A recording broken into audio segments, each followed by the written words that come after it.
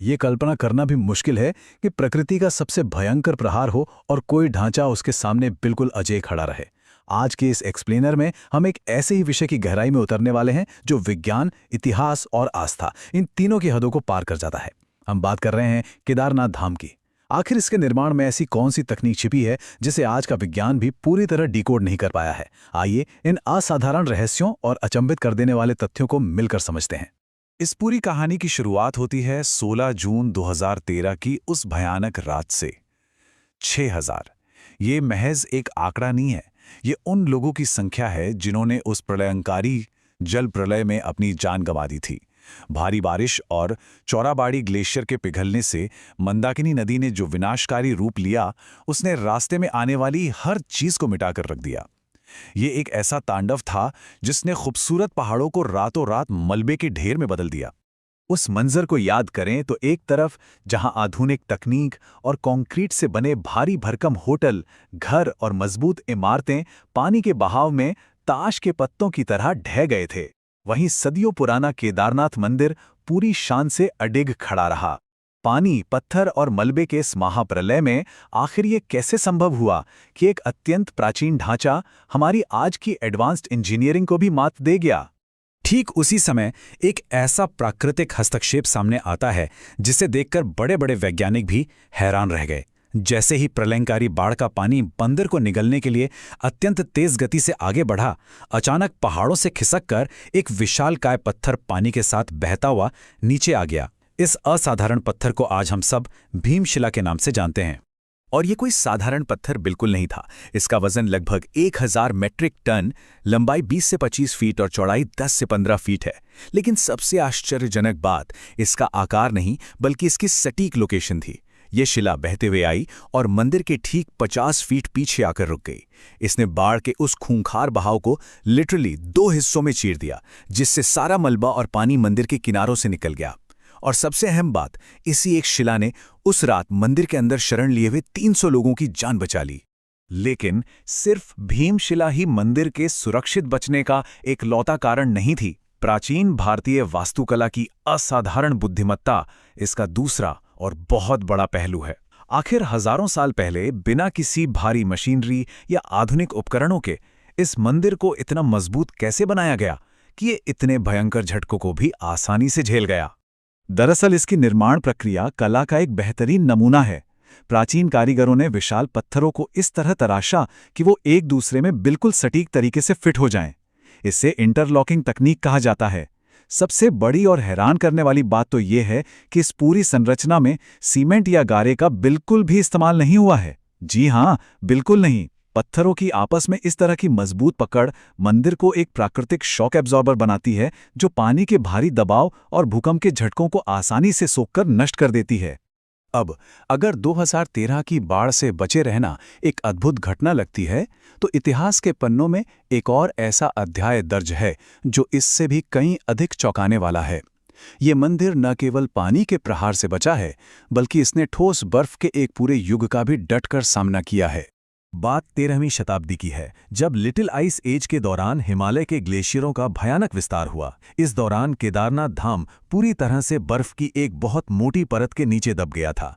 और ये स्थिति कोई 1-2 दशक नहीं, बल्कि पूरे 400 सालों तक, यानी 17वीं शताब्दी तक बनी रही। आज के समय में वाडिया इंस्टीट्यूट के वैज्ञानिकों ने ल्यूमिनस डेटिंग तकनीक के जरिए इस बात की पुष्टि भी की है। उन्हें मंदिर की दीवारों पर ग्लेशियर के लगातार रगड़ खाने के स्पष्ट निशान मिले हैं।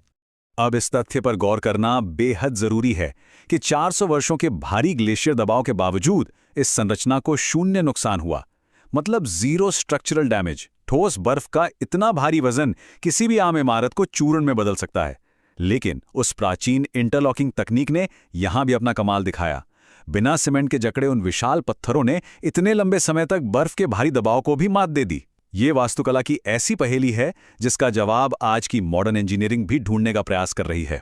इंजीनियरिंग और विज्ञान की इन अचंभित करने वाली मिसालों के बाद चलिए अब इस स्थान के गहरे पौराणिक और ऐतिहासिक मूल की तरफ बढ़ते हैं।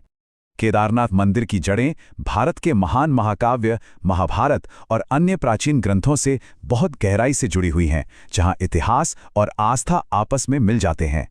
कथाओं के अनुसार महाभारत युद्ध के बाद अपने ही लोगों की हत्या के पाप से मुक्त होने के लिए पांडव भगवान शिव की तलाश में हिमालय पहुंचे। माना जाता है कि भगवान शिव ने एक बैल यानी नंदी का रूप धारण किया और धरती में समाने लगे। तभी शक्तिशाली भीम ने उनके कुबड़ को पकड़ लिया और यही कुबड़ आज केदारनाथ में एक अनूठे शिवलिंग के रूप में पूजा जाता है। शिव के शरीर के अन्य हिस्से अलग अलग स्थानों पर प्रकट हुए जो आज पंच केदार के रूप में जाने जाते हैं। इसके साथ ही एक मान्यता ये भी है कि भगवान विष्णु के अवतार नर और नारायण ने यही घोर तपस्या की थी, जिससे प्रसन्न होकर शिव ज्योतिर्लिंग के रूप में यहाँ स्थापित हुए।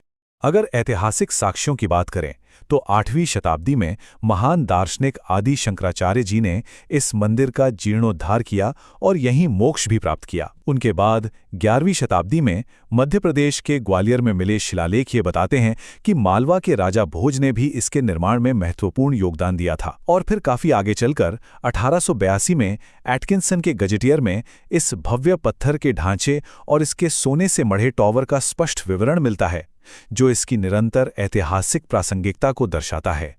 अब हम एक ऐसे भौगोलिक रहस्य की ओर बढ़ते हैं जो इस पूरे एक्सप्लेनर का शायद सबसे हैरान करने वाला पहलू साबित हो सकता है।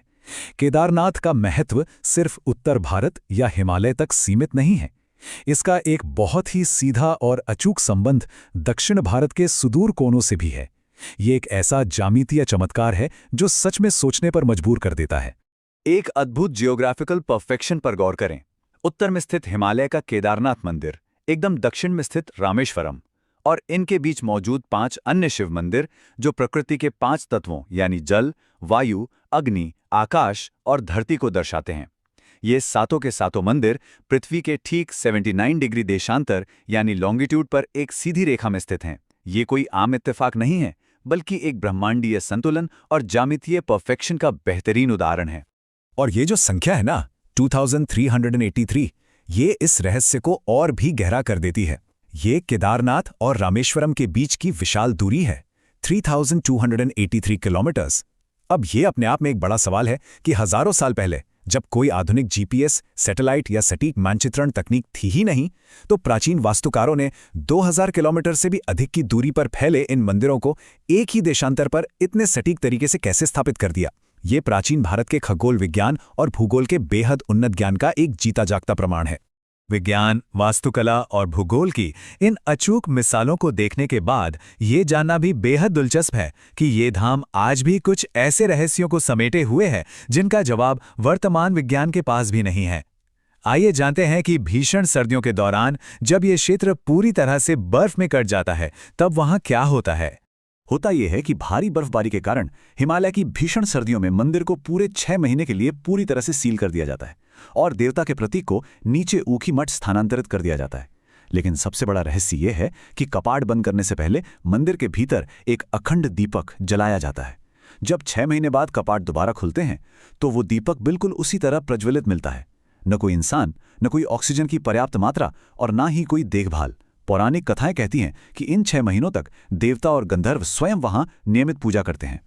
और इन सभी रहस्यों और चमत्कारों के बीच एक सांस्कृतिक परंपरा ऐसी भी है जो भारत को एक सूत्र में बांधती है। हिमालय की इतनी भीषण ऊंचाइयों पर स्थित इस मंदिर में जो मुख्य पुजारी होते हैं, जिन्हें रावल कहा जाता है, वे कर्नाटक के वीराशैव जंगम समुदाय से आते हैं। मंदिर के सभी प्रमुख अनुष्ठान आज भी कन्नड़ भाषा में ही संपन्न किए जाते हैं। उत्तर और दक्षिण भारत का ये अद्भुत संगम सदियों से बिना टूटे पूरी शुद्धता और श्रद्धा के साथ आज भी चला आ रहा है।